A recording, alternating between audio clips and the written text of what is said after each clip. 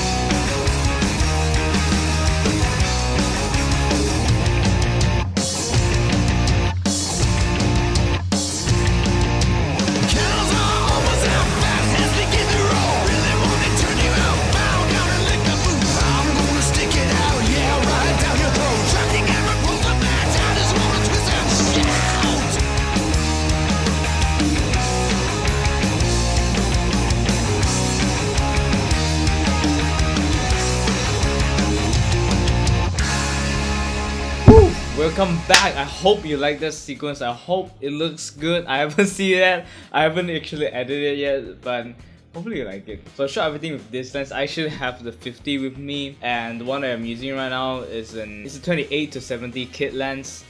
And the reason why I use this, because it's 18-200. It can go really wide and it can go really close. So basically I can shoot everything that I can think of. For my close-up shots, for my wide shots, everything that you can think of. So then I can just use this throughout the shoot without even thinking of, oh, should I change it into another lens or whatsoever. This thing has my back. So I'm not gonna jump into the specifics. I'm not gonna go into like the color or like how is the image quality or whatsoever. I'm just gonna give you my thoughts on how I see this lens, how I use it, and how is my overall experience using this lens. And hopefully you can make a decision on whether to buy a zoom lens or not. So I said a lot of good stuff about it, and now to the bad stuff. The bad stuff is this is not a fixed aperture. It's a 3.5.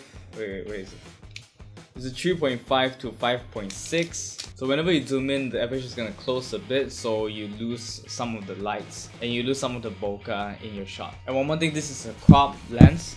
It's not for those full frame cameras like what I'm using right now. And Sony has this function which I really like, where you can just crop into the crop sensors, so you can use it as a normal sensor even though it is a full frame, so you get the best of both worlds. So if somehow you end up with a crop sensor lens like this, you can still use it, but you lose some of the quality that full frame cameras can offer. Oh, forget to mention, this is image stabilized, so you can shoot things like steadily without like a gimbal or whatsoever. I thought this is supposed to be a bad stuff. Okay, bear with me. The one more thing I don't like about this lens is that it's kind of big. It's kind of hard to fit in my camera bag. It's kind of inconvenient to bring around. Like whenever you're traveling, you want to keep your bag as light as possible because you'll be moving around to like different places.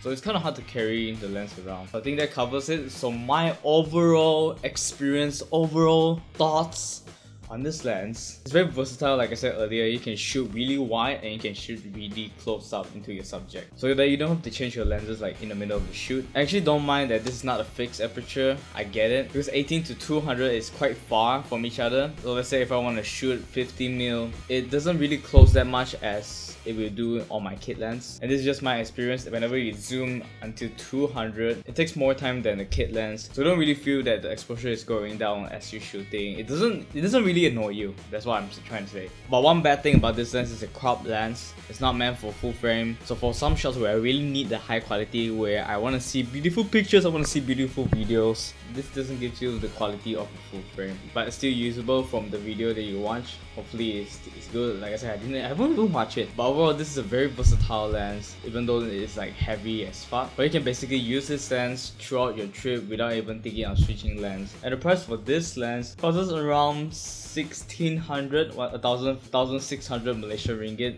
if I'm not mistaken. And for that price, for Sony users, you can't really find a lens that you can do a lot of things with that price. 1600 for a Sony lens, you can probably buy like 250 1.8, or I can't think of anything. Sony lenses are so expensive, damn it! You know, I bought this 50mm lens for like around 300 400, and for Sony it's like double the price. It's like 800, like 95, almost to 900. Like what the fuck, man? You probably know that there is gonna be a why I switch to Sony video coming up. Yeah, I'm probably gonna do that.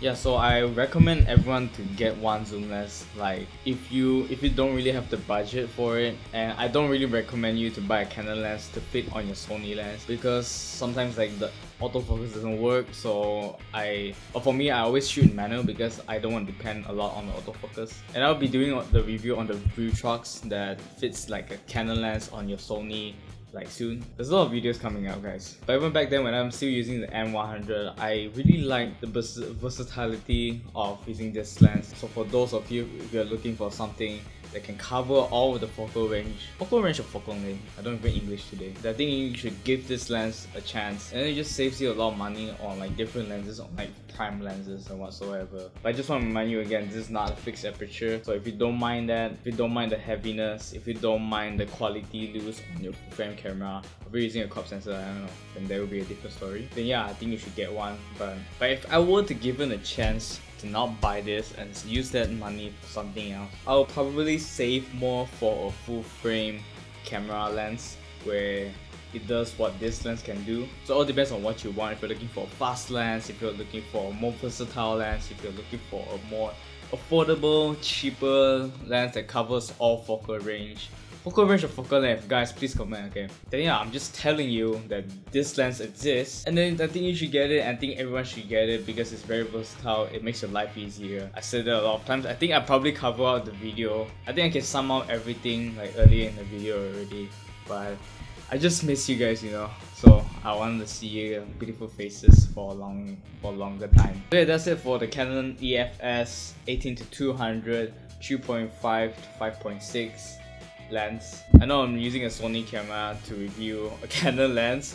This is kind of weird combo, but yeah, I kind of miss Canon. I kind of miss the price for Canon lenses because it's way cheaper than Sony, man.